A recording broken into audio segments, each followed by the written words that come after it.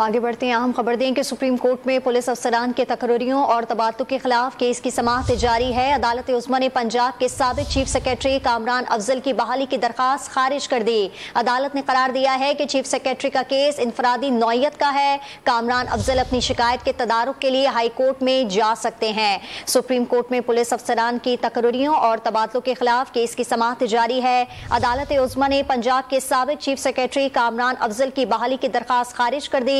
अदालत ने करार दिया है कि चीफ सेक्रेटरी का केस इनफरादी नौयत का है। कामरान अफजल अपनी शिकायत के तदारुक के लिए हाई कोर्ट में जा सकते हैं। पुलिस अफसरान के तकरीरों और तबादलों के खिलाफ केस की समाअत हुई है और अदालत उज़्मा ने पंजाब के साबिक चीफ सेक्रेटरी कामरान अफजल की बहाली की दरखास्त खारिज कर दी। अदालत ने करार दिया है कि चीफ सेक्रेटरी का केस इनफरादी नौयत का है। कामरान अफजल अपनी शिकायत के तदारुक के लिए हाई कोर्ट जा सकते हैं। अहम खबर आप तक पहुंचा रही है कि सुप्रीम कोर्ट में पुलिस अफसरान की तकरीरों और तबादलों के खिलाफ केस की समाअत जारी है।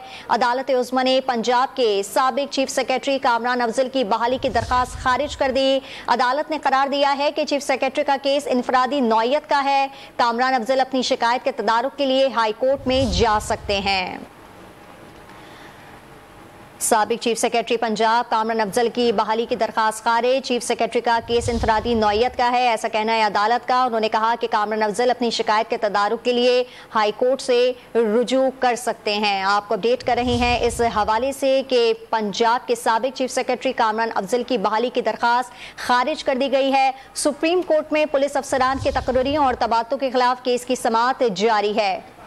अदालत उज़्मा ने पंजाब के साबिक चीफ सेक्रेटरी कामरान अफजल की बहाली की दरखास्त खारिज कर दी।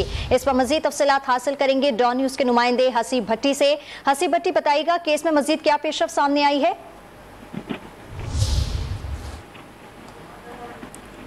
जी